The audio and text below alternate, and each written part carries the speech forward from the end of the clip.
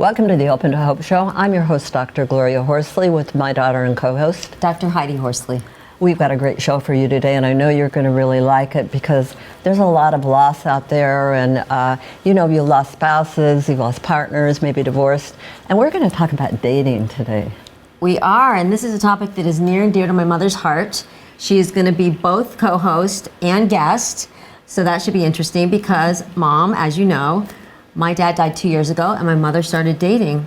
Yeah. And now has a partner/boyfriend. Yes, coming out with our new book, and it'll be the Dating Doctors. Anyway, but we've got another guest today who's going to be talking about her book and what she's done. Yes, so as we said, we're going to be talking about the life cycle of dating after loss, and our guest is Denna Babul, and she is no stranger to grief and loss. Her father was murdered when she was just a teenager, and she is the author of the groundbreaking book, Love Strong, Change Your Narrative, Change Your Life, and Take Your Power Back. Yeah. I love that name, Denna. That's awesome. Thank you. She is also the award-winning author of The Fatherless Daughter Project, Understanding Our Losses and Reclaiming Our Lives. A fatherless daughter is defined by a woman or a daughter or a little girl who lacks the emotional bond with her father. You wonder, what could I have done to make you run away from me? What could I have done that made you not want to talk to me? Call me on the phone, write me a letter. What could I have done that made you give me life, but then not want to see me grow into that life? He would come around when it was convenient for him, and I saw how it affected her, making some of the same decisions that I was making with boys. Dysfunctional, kind of wanting to hang on and make things work, when it wasn't going to work. 1 in 3 of us in this room are fatherless. We may not know it, but we are. 25% of U.S. presidents fatherless. Obama, Bill Clinton. The interesting thing about a fatherless daughter is that her emotions tend to go underground. It's a silent epidemic out here. We feel like fatherlessness is normal. If you lose your mother, it's a big deal. If you lose your father, sorry. Your lives are going to be changed tonight, and if you're not, then something's wrong. Thank you. I appreciate it. And she is a contributor to NBC's Atlanta and Company and has appeared on many other media outlets, including The Today Show, CNN, and Fox News. Yeah. So welcome to the show, Denna. Thank you. I'm excited. It's so great to have you on today. Thank you. And I'm so interested in your book and what you've done because I take a little different take on it because I'm talking about dating after 50. Mm-hmm. So it's going to be interesting to see how we segue in through this whole thing. What's your thought about dating? What's going on today in that world? Well, I'm 52, but I'm not dating. But if I was, and I have some friends that are, I think it's different. I think when you go through a life cycle, when you're younger, you're still trying to find yourself, right? Mm-hmm. When you're a little bit older, you know who you are and you know what you want. Hopefully. Hopefully. And if you don't, you read Love Strong to figure it out. Yeah, you don't have the biological clock. No. Mm-hmm. No, you don't. So you don't have to put up with anything. You're not stuck on waiting on someone. You don't have something that you feel like you need to produce. You just want someone because you want them in your life. Mm-hmm. It's not so much about the need. It's more of the want. Mm-hmm. Would you agree? I would agree. I think there's such a loneliness factor mm-hmm. For some people, and some people get a dog. Mm-hmm. But I always say, you ought to think about it. I have been... myself found that I guess I say I wasn't a very good widow.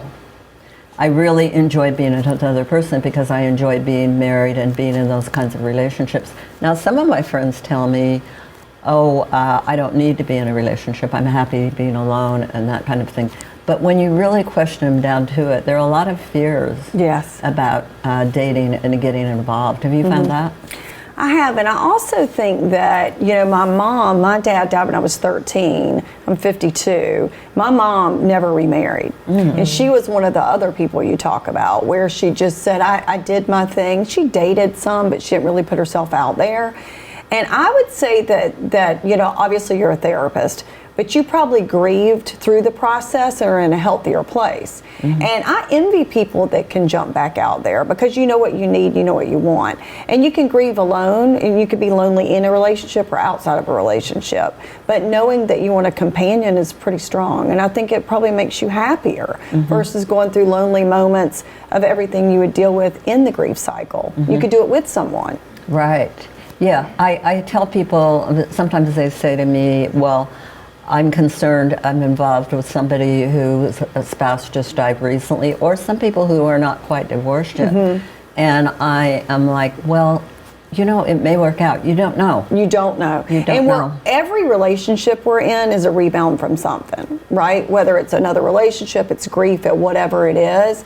And you can't control how each person comes back from something. Some people have to go to the next thing to move through it. Some people just get through things quicker.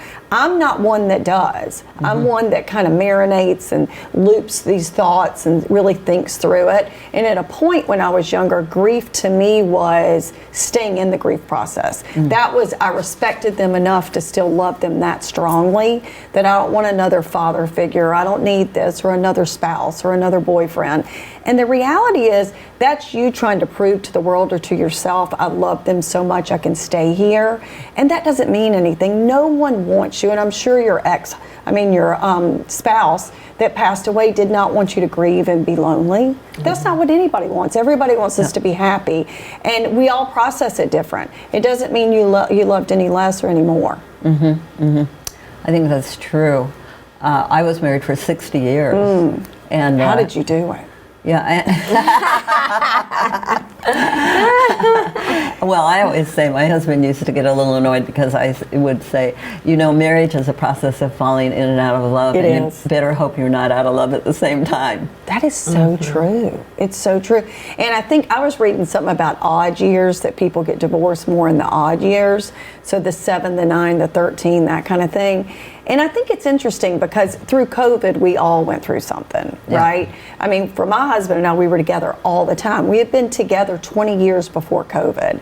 And you find out, you see things, you're like, I didn't know that he did that, or I didn't know that this happened.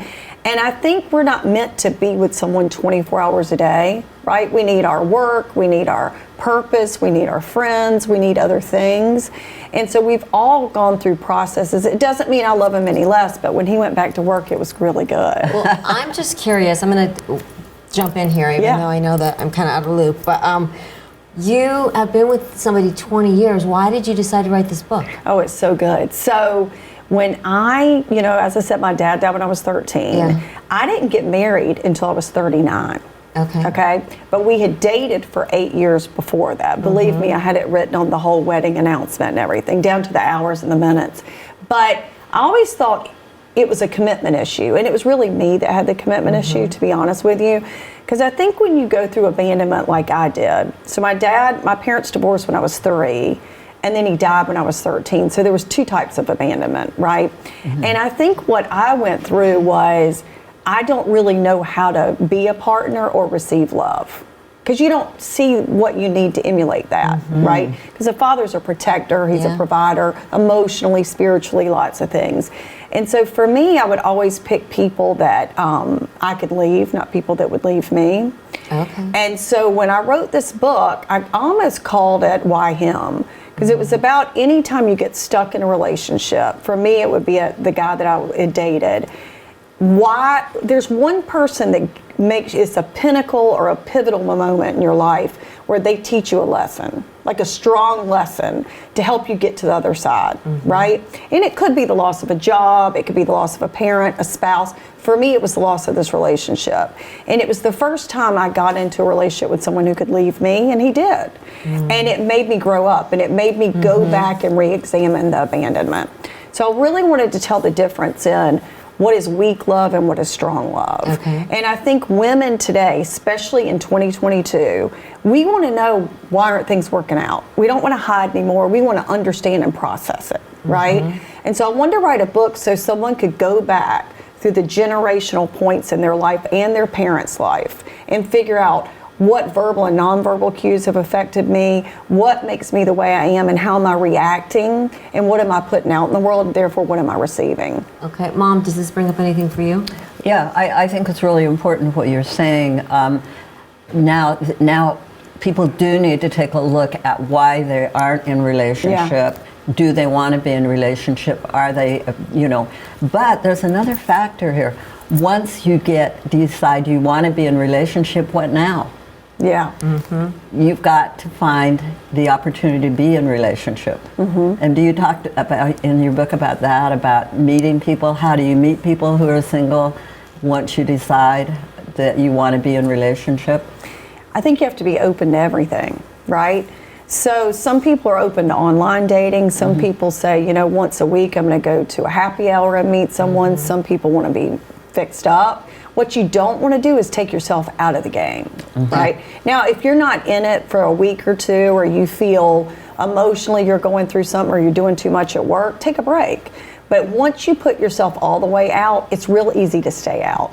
And by the way, there are a lot of people over 50 who have been out of the game for a long time. Right. And even married. I was married for 60 years, Yeah. so I was totally clueless on, the game, as it were. But I happened to meet somebody who did online dating, a partner that I was with for a while, and he was so confident that he would find another person if he wasn't with me, that I decided that I would write a book about widowhood, and I went into online dating because of that. There are so many people who have never online dated. We've got a generation coming up who are used to online, but we've got this whole group in between that are saying now, online dating. But the reality is that's where the action is right now. That is where the action is. And what's the difference in meeting somebody in a restaurant or through a friend? You're still meeting them in a certain way, and once you get to physically see them or talk to them, you're going to know who they are. Let's hope you're going to know who they are anyway. I can't wait to read your book. Well, her book, I haven't given you the full name, but it's called The Doctors Are In, because her boyfriend, aka partner, is a psychologist also. Oh my. The New Rules for Dating After 50. And I'd love to know some of those new rules. Rule number 1 is do it now, which you and I were talking about. And it takes time and energy to do it, which people have to realize. You know what I mean? You got to go for it and spend some time and energy doing it. So are y'all very healthy because you get to talk about everything ad nauseum? That's true. That's what we talk about. We laugh about it because my partner was divorced twice and has been in online dating for many years. So we take a totally, different approach to approaching it. But what we found is that people are so fearful about online dating. Yes. They're absolutely terrified. They think they're going to get scammed. Well, that, and I also think people are fearful, like I think about my mom. If you feel like you've made a wrong step, and you had a wonderful marriage, right? If you've been through something that maybe like your partner and it didn't turn out well, you might rethink, like, how is my picker? Do I know how to do it? Do I know how to be in a relationship? And I think one of the things I talk about in the book is if you're loving weak or you're loving strong, right? So loving strong, meaning loving yourself strongly too, right? Is you feel empowered, excited, and ready to go conquer the world. Just like when you meet someone who's in a new relationship and you're like, God, I'm so envious of how excited they sound. It seems like they can conquer the world. And then we look at a person who's loving weakly themselves or another person, is they question themselves. They start to pull away from family and friends. They don't act like their self. They're insecure. They're a little moody or upset, and they just feel fragile. And everybody knows that. When you're around someone who doesn't bring out the best in you, you want to put a boundary up. But when you're in a weak spot, you don't put your boundaries up. And I think when you're dating or you're a little bit older, you're like, what am I going to put out there and what am I going to receive? Well, there's a question here that I like that you ask, and it's, how do you weed out the jerks and attract the man you can trust? Right. How do you both do that? That's what I want to know. And how do people do that? Yeah, you want to start? Oh, well, first of all, I want to say to people, you're only looking for one person. That's right. I mean, remember that. It's just one person that you're looking for. So I think the main thing for me is to have a dating buddy. Oh, yes. And we call them dating buddies in our book, is a friend who you ask to come and help you fill out your profile, to be there with you, somebody who loves you that you can call, that is going to hear that somebody put you down or that they didn't show up or something, and support you in this process. So I have something a little bit like that in the book, and it's a group that we talk about, and it's having a mentor, having a person to listen, having a travel buddy, right, and then having someone who'll tell you like it is, Yes, like really tell you that's like good. it is. I like A that. mentor is like, I want their marriage, I want their relationship. Someone to tell you like it is would be me, being very direct, Love it. right? And then a person who just listens, who's not going to judge you, and then a person's fun, who's going to take off and do whatever. But I think knowing if someone's a jerk, a lot of times I tell people, you'll know in 2 dates. You may know the moment you meet him might for know the coffee. moment. And one of the things we say is meet him immediately. If you're online And don't drink. Don't have and don't drinks. drink, go for coffee, go at noontime or whatever, or See in what the they're really morning or about. whatever, and you'll see right away if there's any energy. You'll see if they're real. You know, they'll see if they look like their profile picture, which like 60% of people don't. And you know, you can really feel that going on, and it also keeps you safe because you know That, they're and real. I think a second date, a first date could be about you. You know, am I ready for this? What did I have going on that day? How am I feeling? In a second date, you can almost change your perception depending on where you're at, what you feel like they bring, or maybe how they follow up, or what they do in the relationship. And people have got to be available. Yeah. Not everybody. You've got to have space. We even talk about having a drawer, you know, empty in your house or in your bedroom It's so or whatever. true. To keep it open, to stay open. Yeah. Just to tell It's yourself, interesting. I'm open. My mom's closet is packed. I'm like, there's no room. He doesn't even get this much room if you meet him. Well, I've got to tell you, my sister, who's actually in our audience today, she created space in her life when she was dating for someone to come into it. Ooh. She emptied the drawer next to one of the sides of her bed. She emptied part of her closet. You know, she created space, empty Yeah. space, and voila, an incredible guy has come into her life, and they've been together for several years. So. You know, when I was younger, when Oprah was still on television, she was talking about vision boards and everything. There was some show she did, and I started writing down what I wanted in a spouse. And I put it in my drawer. Yeah. So every time I'd pull that drawer out every morning, I would look at it. I love it. To a T, my husband is that person. Wow, that's to amazing. a T. Wow. Yeah, and we dated 8 years, so everybody said, oh, he's not the one. I'm like, he is. We're just not ready. It was really me, but... And the other thing I would say is if you've had a loss, for instance, my mom was with my dad for 60 years and he died, try not to compare the new people you're dating, or, your guy that you're with is not like Dad. No, but he's an totally incredible different. guy. Yeah, he's a great guy. You know, we both say, Frank and I both say that we would not have gotten together ever Years early ago. on in our life, because you're looking for that excitement, you're looking for difference, you're looking for, that kind of energy. I think when you're older, you want to find somebody more compatible that does the things you like to do, that is interested in what you're interested in. And when we talk about creating profiles online, we believe that you should actually put it out there, say, you got to be fiscally responsible. I take care of myself. I expect you to take care of yourself. I like to play golf. Don't call me unless you have golf clubs. Is that your tagline? That should be That your was my tagline, and I also said, well, you have to be a golfer to get this joke, but if you've got a handicap, you have to have a handicap and not a physical one. Oh, I like it. I.e. a golf handicap. So let me ask you this. So in this book, I do a lot about generational, things that we carry with us, triggers and different things, and how we choose. What do you think, because I think it's really important to go back to your parents' relationship, how they met, what the circumstance was, why they married, why they stayed together, that kind of thing.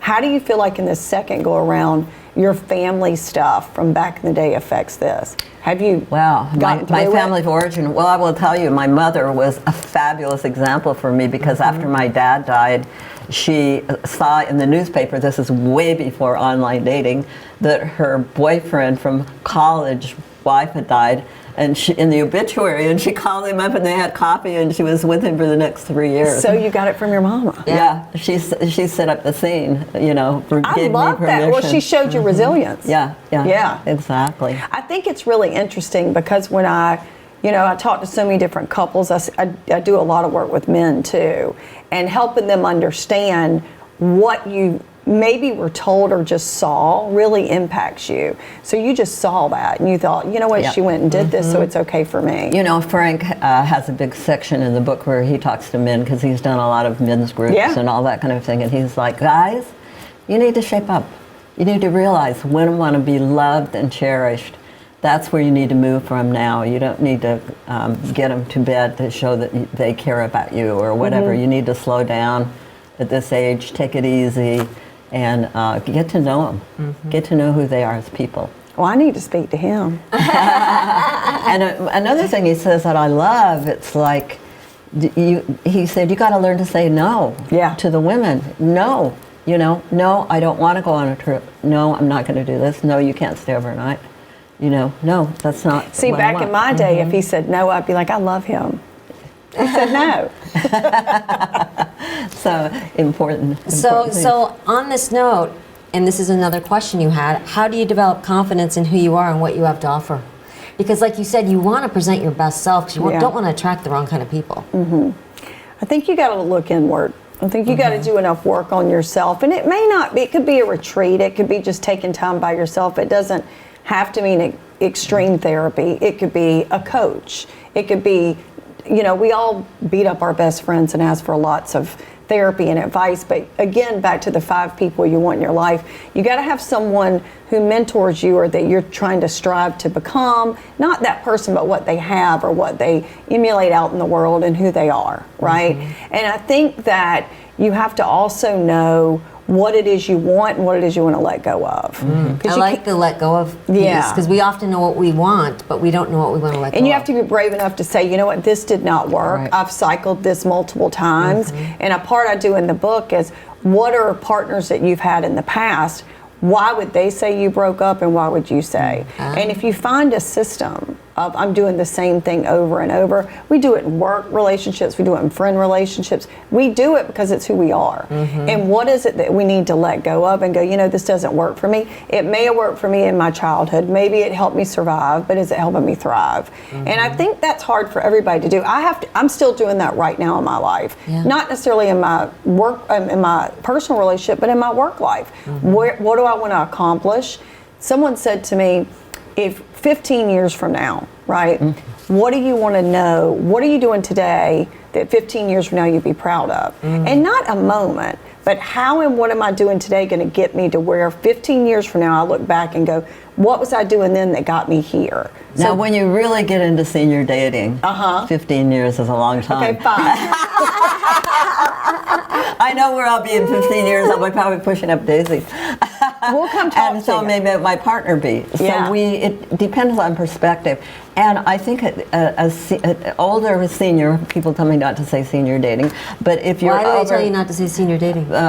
because over 50, they're like, I'm not a senior yet. Okay. Anyway, but what you do need to look at is, what's the bottom line for you now? Okay, is it enough for you to come home at 5 o'clock and have somebody there, and have somebody do their, and somebody to hug in bed, and the rest of the day they can do their sculpture, you can do your golf, you know, you can do whatever you want. It's different. We don't have kids to come home to. Yes. We don't have all those kinds of responsibilities. Okay, Mom, I've got to tell you something. So her boyfriend says to me, his name is Frank, Heidi, I can't keep up with your mother. I said, Frank, FYI, nobody can keep up with my mother, including me. Were you always like that? I've always been pretty busy. Oh yeah, That's good. she's always been like that. That's good. What do you think is the main thing for resiliency in relationships? Well, let me tell you something about resiliency. Resiliency from a therapeutic point of view is returning a person to a level that they were functioning. And there's something called post-traumatic growth now. And I believe that if you're willing to go out and date and put yourself out there if you want to, that you can grow beyond resilience. Ooh. Spring forward. Spring forward. Way There's an forward. opportunity as a senior, as over 50, to grow beyond resilience. And I think that if you find a partner that you really enjoy, the one that makes you better than you are on your own, I mean, my partner says 2 makes 3. 2 makes 3. The two of us together make a third. Oh. I like it. Yeah, and there's really an opportunity to do that. My idea is finish strong. I see so many women that do not finish strong. That could be a title. Absolutely. So I think that's a good thing. Well, Yeah, I agree. I'll have to say though, this is not as kind to your age group, but if you're an older person, your dating buddy probably should not be your kids. Oh, your dating buddy should not be your kids? Yeah, I agree. find the most supportive people for me were my grandkids and my yeah. older friends. They know how to do online, they know how to date, they'll listen to your stories, they'll give you advice on how to meet, they'll do all this. Your kids, on the other hand, will say, oh, are you sure you want to do that? It's or, too soon. It's too soon. Yeah. I told them I was going to get married to Frank after I knew him for 2 weeks. Yeah. Ouch. She was in the love phase. She was in the love phase. She was. Yeah. Anyway, but so there's a whole thing about that. But be careful because for many people who are older, there's more in it for the children not to have you date. It's a pain in the neck having you date. They're worried about you. They're worried about their inheritance. I hate to say it. That's true. Yeah. Very true. So you may get a lot of naysay, and particularly around online dating, bringing on us all this fearful stuff. Yeah. I mean, we know people have been scammed. I mean, a zillion years ago, my Uncle Joe bought a bag of wheat, put it in his basement, and it turned out to be birdseed. You know, how many widows? So what you're saying is scamming has always been around. It's always been around. Before the internet, it was But around I do think when you're a little bit older and you're dating and you have adult children, depending on the age you are, it might be a good time to have a little conversation about money. You know, this is what I have, this is what we're going to do, this is what we're not going to do, because I do find a lot of people get really worked up over that. You know, like I see something in that person I'm not sure about. I need to know that my mother or father are okay and that they understand and I understand what we're doing here, right? Maybe just give a copy of the will or something like that. Oh, no, are you kidding? I would never give you a copy of my will. Heidi told me to do that. Listen, there are so many women that have turned their money over to their kids. It's pathetic. Yeah. Yeah. No. My money is my money. See, I was going to be an obligatory daughter, and now I'm not. So listen, on that note, it's been great to talk to you about it. And tell us where we can get your book. Anywhere books are sold, anywhere. Yeah. I love it, Dina. Love strong. We got to make it happen. And where can we find you? DennaBabul.com. All right. And have you got any last minute advice for those daters out there? Have fun. Oh, yeah. Jump back out there and have fun. Absolutely. Don't overthink it. I'm I know a little you say jealous that. now. Do not overthink it. Yeah, don't overthink it. Well, Dina, thanks so much for Thank being you on the for show having today. me. We didn't even get on the point that we're both nurses. Oh, we are both nurses. Oh, so nurses rule. We want to take care of everybody. All right. Well, There you go. Great having you on. Thank you. Thanks, Dina. And thanks everybody for joining us on the show today. And Heidi and I always want to remind you, if you've lost hope, please lean on ours until you find your own, and God bless.